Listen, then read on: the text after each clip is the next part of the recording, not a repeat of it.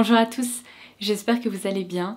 Je vous retrouve aujourd'hui pour une vidéo que j'avais vraiment hâte de filmer puisque cette idée me trotte dans la tête depuis un petit moment. Je vais aujourd'hui vous proposer une rétrospective de l'année 2021. Alors ne partez pas en courant, ce n'est absolument pas ce à quoi vous pensez.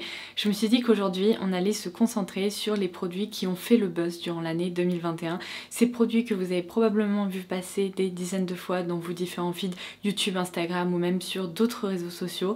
Ce sont les produits dont on a le plus parlé et généralement quand on entend beaucoup parler d'un produit, eh bien ça veut dire que c'est un produit de qualité, un produit qui fonctionne, mais je vais vous dire que ça n'a pas été le cas pour toutes les références que j'ai eu l'occasion de tester. Donc je me suis dit que ça allait être intéressant de vous proposer mon retour personnel, vous donner quelques détails sur ces produits qui sont apparemment miraculeux. Alors pour certains c'est vraiment le cas, pour d'autres à discuter selon le type de peau ou vos envies. Donc si ça vous intéresse, eh bien n'hésitez pas à liker cette vidéo, à vous abonner si ce n'est pas déjà fait pour ne louper aucune de mes futures idées farfelues que j'ai comme ça parfois et que j'ai envie de vous proposer sur la chaîne. Et c'est parti pour cette rétrospective de Beauty Addict. Alors je vais commencer par deux références chez KVD Vegan Beauty puisque la marque, non seulement elle s'est refait une beauté, elle a changé de logo, elle a changé de nom et ça c'est lié évidemment au départ de Kat Von D elle-même, mais en plus ils ont réussi à très bien se relancer puisqu'au début j'ai l'impression qu'ils y allaient un peu à tatillon et puis là bim, ils nous ont lancé des nouveautés qui franchement étaient absolument incroyable et parmi ces nouveautés on a retrouvé ces deux petites choses là.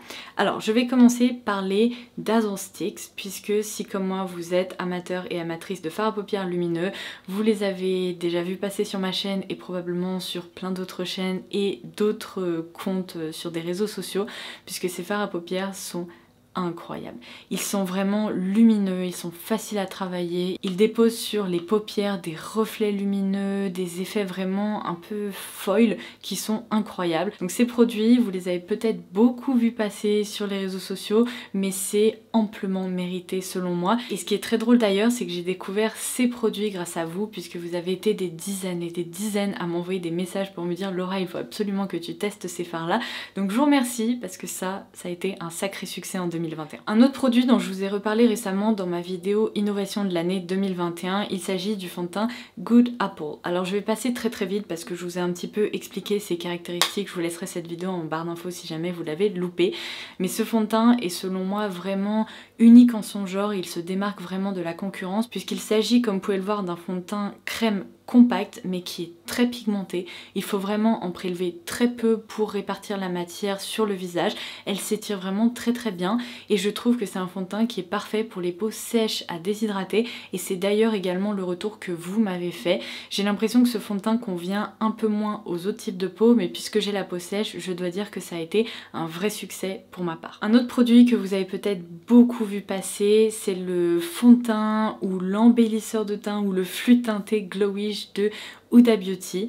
Alors pareil, ce produit au premier abord il m'a pas vraiment tenté, d'ailleurs je l'ai vraiment découvert en décalé par rapport à son lancement puisque Huda avait lancé cette collection avec des flûtes teintées et ensuite elle a lancé, vous savez, une collection avec des blushs etc. Et c'est à ce moment là où je me suis dit allez je vais tester toute la gamme et heureusement que je l'ai fait parce que ce produit est vraiment très intéressant.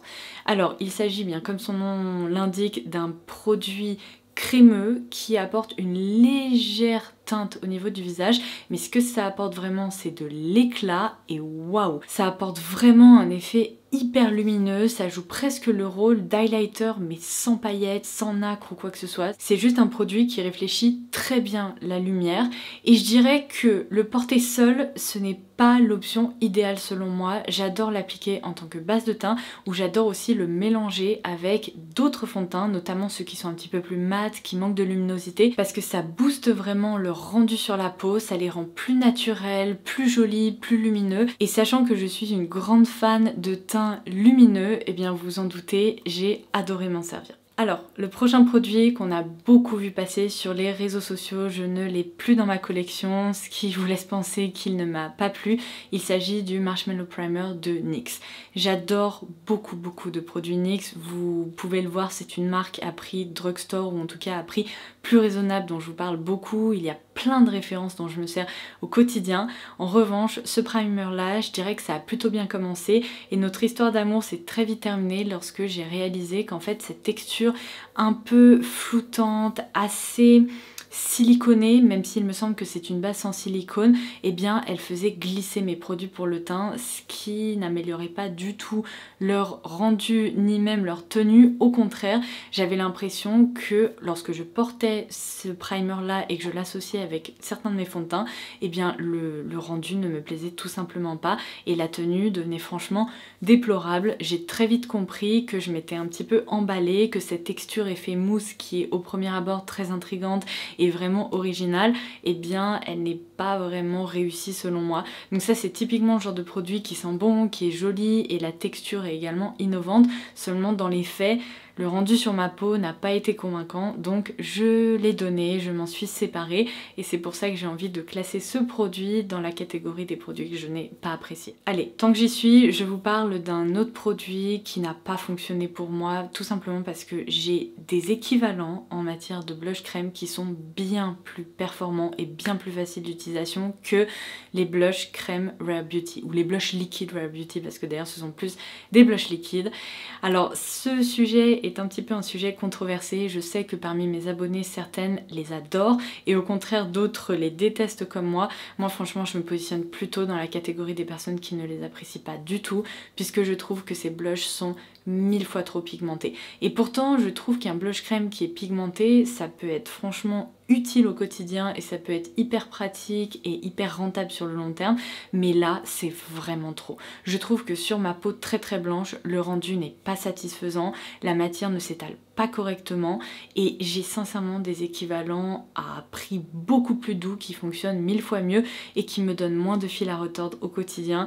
Donc j'ai préféré passer mon tour et j'ai déjà donné les 2 flacons que j'avais dans ma collection parce que je prends pas de plaisir à m'en servir malheureusement. Alors je repasse à une gamme qui a vraiment fait le buzz en 2021, le fond de teint True Skin de Catrice ainsi que l'anti-cerne de la même gamme, mais je dirais que le produit qu'on a le plus vu passer c'est le fond de teint True Skin de Catrice. Alors ce produit c'est Tati Westbrook qui en a parlé dans une vidéo et ça a été la folie furieuse puisqu'il me semble qu'elle a dit que c'était l'un des meilleurs fonds de teint à petit prix qu'elle ait pu tester jusqu'à aujourd'hui et je pense que Tati des produits, en tout cas des fonds de teint, elle en a testé. Donc évidemment qu'est-ce qui s'est passé aux États-Unis, ça a été un sold out partout. Je regardais même d'autres youtubeuses qui disaient qu'elles n'arrivaient plus à trouver ce fond de teint nulle part, ni en magasin, ni sur internet, ça a été complètement dingue. Donc moi, un peu dans cette effervescence, j'en ai profité et je l'ai commandé, puisque en France il était toujours disponible. J'imagine que Tati a plus d'abonnés aux États-Unis qu'en Europe, donc ça va, j'ai réussi à me le procurer et je pense qu'on peut toujours se le procurer ici en Europe, donc ça c'est pas trop un problème. Et ce qui m'a vraiment beaucoup tenté, c'est qu'elle expliquait que c'est un fond de teint à la couvrance moyenne à élevé, on peut vraiment le construire, seulement c'est un fond de teint hydratant dans lequel on retrouve de l'acide hyaluronique et qui est longue tenue, mais ce qu'elle mettait vraiment en avant c'était le rendu hyper naturel du fond de teint. Alors, je dois dire que ce produit, je le catégorise vraiment dans la catégorie des produits que j'ai appréciés et que je trouve vraiment très joli. C'est le fond de teint que je porte aujourd'hui. J'émets juste une petite réserve. Si vous avez la peau déshydratée, notamment là, moi en plein hiver, ma peau se déshydrate bien plus facilement et j'ai des zones de sécheresse qui commencent à apparaître parfois même en pleine journée, c'est peut-être pas la référence idéal pour vous dans ce cas-là et donc là je dirais que je l'apprécie moins en hiver que par exemple pendant le printemps-été. Donc pour ma part c'est un fond de teint plutôt pour les beaux jours plutôt que pour cette saison un peu fraîche, mais franchement si vous n'avez pas de soucis de déshydratation c'est une excellente référence à tester puisqu'en plus le rapport qualité-prix est incroyable. Et dans cette gamme je dirais que j'ai tendance à préférer le fond de teint à l'anti-cerne, non pas qu'il soit mauvais, loin de là, je trouve que c'est même un très bon anti-cerne en termes de rapport qualité-prix, c'est juste que j'ai l'impression que la texture s'affine un petit peu facilement, donc quand on le travaille à l'éponge parfois il faut en réappliquer une deuxième couche et en plus il a un petit peu tendance à filer dans les plis pendant un moment, donc on peut bien sûr le poudrer pour éviter ça, mais j'ai l'impression qu'il le fait plus que d'autres anti-cernes que j'apprécie, donc gardez ça en tête, mais franchement c'est une très belle gamme et encore une fois ce sont vraiment des produits de drugstore, donc c'est hyper intéressant de retrouver des formules performantes à ce point là en matière de produits petit prix. Alors en 2021 j'ai été très agréablement surprise de voir que de plus en plus de personnes parlaient de la kératose pilaire, tout simplement parce que c'est un sujet que j'aborde sur ma chaîne depuis un moment maintenant. Je vous avais même proposé une vidéo dédiée à cette problématique de peau qui touche beaucoup de personnes, mais ce qui est fou c'est que d'ailleurs beaucoup de personnes ne savent pas en fait exactement ce que c'est, qu'est-ce qu'il faut faire pour justement prendre soin d'une peau qui a tendance à avoir de la kératose pilaire. Et moi c'est un problème que j'ai depuis que je suis toute petite, donc je vous laisserai ma vidéo sur cette problématique en barre d'infos.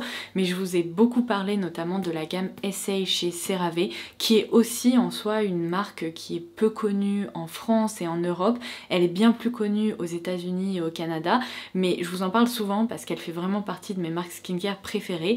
Et ce que j'ai vu, c'est que ce nettoyant, donc le Essay Cleanser de CeraVe, a vraiment fait le buzz en 2021.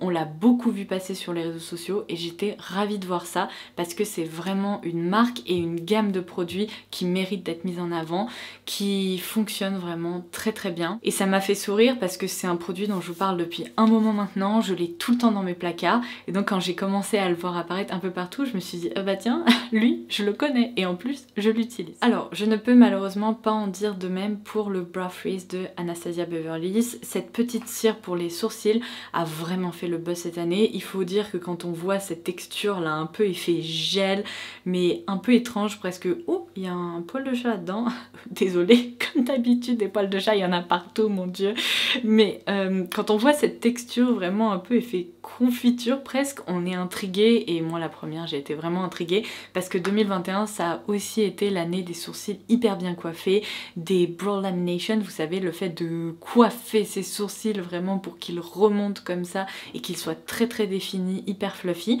Et c'est une tendance que je trouve très jolie quand on l'utilise pas en excès parce que autant j'ai vu sur certaines personnes que c'était très réussi, autant sur d'autres ça fait trop artificiel, un peu trop étrange. Mais je dois dire que brosser ses sourcils pour les rendre un peu plus étoffés et un peu plus coiffés, c'est de façon générale très très joli, ça permet de très bien encadrer le regard. Donc en 2021, je vous l'avais dit d'ailleurs dans mes favoris de l'année, j'ai testé beaucoup de produits dans cette catégorie et le Brow Freeze a fait partie des produits que j'ai crash testé évidemment. Alors je dirais que autant j'adore le rendu du produit dans les sourcils, je trouve que quand on s'en sert c'est vraiment très très joli. Quoique il ne faut pas appliquer trop de matière sous peine de vraiment voir en fait un effet un peu cireux dans les sourcils, donc ça faites gaffe. Mais ce qui me dérange un peu avec ce produit c'est que la tenue est franchement mauvaise. Au bout de 2 heures, peut-être 3 heures après l'application, en tout cas sur mes sourcils, j'ai l'impression qu'ils ont tendance à retomber et alors en fin de journée c'est comme si je n'avais rien fait. Donc peut-être que j'ai des sourcils un petit peu capricieux, peut-être qu'ils n'ont pas envie de rester en place, mais il n'empêche que depuis que j'ai testé un peu l'équivalent chez Lottie London, en plus qui est un produit qui coûte beaucoup moins cher, le rendu et la tenue sont bien meilleur qu'avec ce produit là. Donc celui-ci je l'ai complètement délaissé, je l'ai rangé dans un tiroir et je ne me sers plus que de ces produits Lottie London et notamment de la version teintée qui est très efficace. Donc sachez que ce n'est pas parce que vous mettez 20 à 30 € dans votre produit pour les sourcils que la tenue sera meilleure, loin de là. Alors je vais vous parler du mascara de l'année 2021, celui dont on a le plus entendu parler et ça va vous étonner parce qu'il me semble, en tout cas je n'ai pas le souvenir de l'avoir fait, mais il me semble que je ne vous en ai pas encore parlé. En fait, ça va vous paraître complètement fou, mais j'avais commandé ce mascara en me disant que j'allais le crash tester avec vous. Et lorsque je me suis penchée sur son cas en fait en préparant ma vidéo et que j'ai vu qu'il s'agissait d'une brosse en picoplastique un peu souple, je me suis dit oh non pitié, j'aime pas en fait ce genre de brosse, ça ne fonctionne pas sur mes cils, ça n'attrape rien du tout généralement. Donc j'ai laissé tomber, je crois que j'ai crash testé un autre mascara à la place et je suis passée à autre chose et je l'ai complètement oublié.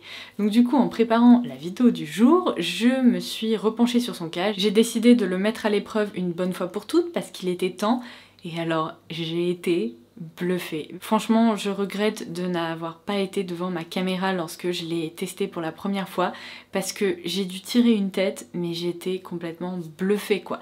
Donc comme quoi déjà je vais me taper sur les doigts, je ne recommencerai pas, je ne me laisserai plus avoir par des a priori à propos de certains produits et certains produits qui font le buzz, eh bien ils méritent vraiment qu'on se penche sur leur cas parce que ce mascara est waouh. Mais vraiment waouh. Si vous êtes à la recherche de longueur, vous allez être impressionné. C'est le mascara que je porte aujourd'hui et je peux vous assurer que j'ai beaucoup de mascaras qui ne m'apportent pas du tout une longueur comme ça. Là, j'ai l'impression d'avoir des cils hyper bien coiffés, démultipliés, hyper étoffé et en même temps très long. Alors il n'apporte pas beaucoup de volume mais en même temps c'est pas vraiment le but premier de ce mascara. J'ai vraiment l'impression que c'est un mascara pour étirer les cils pour vraiment les allonger et de ce côté là ça fonctionne du feu de Dieu. Vous allez voir les séquences d'application mais elles sont vraiment bluffantes. Donc ça a été la très belle surprise plus récente là en fin d'année 2021 pour vous préparer justement ce récap. Mon seul regret c'est de ne l'avoir pas testé plus tôt parce que maintenant j'ai envie de tester la version waterproof parce que je me dis que la courbure tiendra encore mieux en fait en cours de journée. Donc affaire à suivre, mais ça c'est incroyable et je comprends vraiment avec le recul pourquoi on l'a autant vu passer. Un autre produit, de nouveau chez NYX cette fois-ci, décidément il y a pas mal de produits NYX qui ont fait le buzz durant l'année 2021. Il s'agit de la gamme des rouges à lèvres liquides Shine Loud. Alors c'est pareil, ces rouges à lèvres là, on les a vus passer partout. Il y avait une espèce de tendance qui consistait à montrer en fait à ses abonnés que le rouge à lèvres était vraiment sans transfert malgré l'impact coloré et malgré l'aspect glossy du produit. Aujourd'hui je porte la teinte Magic Maker que j'ai déjà portée dans de précédentes vidéos. Je l'aime vraiment beaucoup, je trouve que c'est un nude qui est vraiment sublime. Mais selon moi ces rouges à lèvres sont vraiment magiques parce que d'un côté vous avez donc ce rouge à lèvres liquide qui est hyper opaque, qui en séchant devient très désagréable, c'est très étrange, il se met à coller en fait et il y a une espèce de résistance qui se crée au niveau des lèvres, mais le but c'est d'appliquer juste derrière, une fois que la première couche est sèche, ce gloss là, donc cette deuxième embout, vous l'appliquez sur les lèvres et là ça va justement réveiller la couleur qui est en dessous, apporter un effet glossy comme si vous aviez appliqué justement un gloss ultra pigmenté, mais la tenue est sensationnelle. En plus c'est du coup un rouge à lèvres liquide qui est bien plus confortable que des formules mates puisque le gloss juste là vous donne vraiment un côté hydratant qui glisse, qui retire, c'est tout ce côté collant justement du rouge à lèvres liquide mat. Et je peux vous confirmer que la formule est vraiment très réussie puisque la tenue est au rendez-vous et c'est en effet un rouge à lèvres sans transfert. Alors vous allez le voir dans la séquence d'application, le seul transfert qu'il y a c'est vraiment ce côté légèrement glossy, mais en tout cas tous les pigments restent sur les lèvres, ils sont vraiment bien accrochés et ce n'est que le gloss que vous pouvez réappliquer en cours de journée si vous sentez justement qu'il n'est plus trop présent ou si vous avez, je sais pas, embrassé quelqu'un ou ce genre de choses. Là vous pouvez vraiment réappliquer votre gloss, seulement en termes de transfert coloré il n'y aura rien du tout. Donc cette gamme là, moi je l'apprécie beaucoup. Alors je sais que certaines abonnées m'ont fait un retour en me disant qu'elles n'aimaient pas trop la formule, qu'elle avait tendance à déshydrater leurs lèvres. Pour ma part, je n'ai rien constaté de ce côté-là et pourtant, comme je vous le disais, j'ai une peau qui a tendance à se dessécher assez facilement. Mais au niveau des lèvres, je n'ai jamais senti d'inconfort, ça n'a jamais tiraillé. Et à la limite, quand je sens qu'il y a vraiment plus trop de gloss, là par exemple c'est le cas, eh bien j'en réapplique juste un petit peu quand je veux vraiment avoir un aspect très glossé. Mais sinon... c'est franchement un rouge à lèvres bluffant. Un autre produit que vous allez sûrement reconnaître, de nouveau chez Maybelline, et vous savez quoi, je suis en train de réaliser que j'avais même pas tilté, mais il y a beaucoup de produits qui ont fait le buzz en 2021 qui étaient des produits de drugstore ou des produits à plus petit prix, et ça c'est trop bien parce que ça montre une nouvelle fois qu'on n'a pas besoin de mettre des milliers et des cents dans des produits pour obtenir des rendus de qualité et des rendus qui soient satisfaisants et vraiment très performants. Alors ça ce sont les Lifter Gloss donc de Maybelline, et s'ils ont autant fait le buzz, je pense que c'est parce que la formule est un dupe quasi parfait des Gloss Bomb de Fenty Beauty. Ces gloss là on en entend parler depuis des années, personnellement je vous en ai aussi beaucoup parlé parce que je trouve que c'est une formule de gloss très agréable, qui sent bon, qui ne colle pas, qui tient bien, le rendu sur les lèvres est hyper joli, ça permet vraiment d'obtenir un résultat très glossy évidemment, presque un peu humidifié au niveau des lèvres, ça les rend plus pulpeuses. Bref, ce sont des glosses que j'adore et je peux vous dire vraiment par expérience, puisque j'ai plusieurs teintes chez Maybelline et plusieurs teintes chez Fenty, que ces glosses sont parfaitement équivalents. Au niveau de la sensorialité, de l'application, du rendu, de la tenue, c'est la même chose. Donc franchement, essayez de les tester parce qu'ils sont géniaux. Alors je reviens à la marque NYX. Dans l'une de mes vidéos d'ailleurs j'avais testé le Brow Glue. Quand je vous dis que j'ai testé beaucoup de produits pour les sourcils en 2021, ça a vraiment été le cas. Mais j'ai testé ce produit là et malheureusement sur le long terme il ne m'a pas convaincu non plus. Je trouve que le format était très intéressant. Le fait d'avoir le petit goupillon comme ça glissé dans le flacon, c'était vraiment très utile à glisser dans sa trousse de toilette pour une utilisation quotidienne, etc. C'est bien sûr beaucoup plus facile on va dire que d'avoir un goupillon fond et puis un produit individuel à côté, mais je n'ai pas apprécié son rendu dans les sourcils. Je trouvais qu'il avait tendance à faire des petits grumeaux comme ça au bout des sourcils, et en plus le rendu était légèrement cartonné et pareil la tenue n'était pas satisfaisante dans mes sourcils, donc c'est pour ça que je classe ce produit dans la catégorie des produits qui ont fait le buzz, qu'on a beaucoup vu mais que j'ai parfaitement oublié et vers lequel je ne me retournerai pas. Je termine par les deux produits qui figurent sur cette liste pour cette vidéo. Alors tout d'abord un produit qui m'a vraiment convaincue, dont je vous ai également parlé dans ma vidéo Innovation de 2021. Je l'ai jeté puisque je l'ai terminé, j'en ai déjà recommandé un flacon pour vous dire à quel point je l'ai apprécié. C'est l'eau lamellaire 8 secondes, donc qui est un produit un peu magique chez L'Oréal Paris, puisqu'il s'agit, comme je vous l'expliquais, d'un traitement capillaire qui permet vraiment de réparer les cheveux abîmés et sensibilisés par tout type d'agression, coloration, décoloration, agression extérieure, chaleur, etc. C'est un produit ultra facile d'utilisation, ultra rapide puisque le temps de pause est vraiment minimal, et en plus le rapport qualité-prix est incroyable parce que c'est une réelle innovation en matière de produits capillaires, et pourtant là j'en ai commandé un sur Look Fantastic, il m'a coûté je crois 5 €, donc ça vaut vraiment le coup et c'est un produit à essayer d'urgence également. Et le produit qui va clôturer cette vidéo, c'est malheureusement un produit qui ne m'a pas convenu, qui ne m'a pas plu, mais je sais qu'il a vraiment fonctionné sur d'autres personnes. Je vais vous parler du fond de teint poudre dans la gamme Infaillible de L'Oréal Paris. Alors je pense que ce produit ne m'a pas convaincue tout simplement parce que la teinte la plus claire, qui était la teinte ivoire il me semble, n'était pas du tout suffisamment claire pour moi, elle était jaune et trop foncée. Donc quand je l'ai appliqué hors caméra, parce que ce n'est pas un produit que j'ai testé en direct avec vous, le rendu était franchement douteux. Déjà j'ai trouvé que ça créait une épaisseur sur le visage qui était incroyable. C'est probablement lié à ma peau sèche. J'ai l'impression que de façon générale les fonds de teint poudre sont quand même plus adaptés aux peaux mixtes à grasse que à mon type de peau. Mais non seulement j'ai trouvé qu'il y avait une épaisseur sur le visage, mais en plus la couleur était catastrophique, c'était définitivement trop jaune et trop foncé. Donc j'ai cherché pendant un moment et malheureusement je pense qu'il n'y a pas de teinte qui est adaptée à ma carnation dans cette gamme, et sincèrement vu le rendu que j'ai obtenu à l'application, c'est pas vraiment une expérience que j'ai envie de réitérer. Donc attention, je ne dis pas que c'est un mauvais produit, c'est peut-être même un produit que vous adorez et que vous utilisez régulièrement parce que je sais qu'on l'a beaucoup vu passer et que beaucoup de personnes en ont vanté ses mérites. Je vous dis juste que faites attention à votre type de peau parce que c'est peut-être pas un produit qui est parfaitement adapté pour vous. Et voilà, j'en ai terminé avec cette vidéo rétrospective des produits qui ont fait le buzz en 2021. Si ce concept vous a plu, n'hésitez pas à me le faire savoir en commentaire ci-dessous. Comme ça on pourra se donner rendez-vous dans un an pour la rétrospective 2022. Mais on n'y est pas encore, hein. L'année ne vient que de commencer.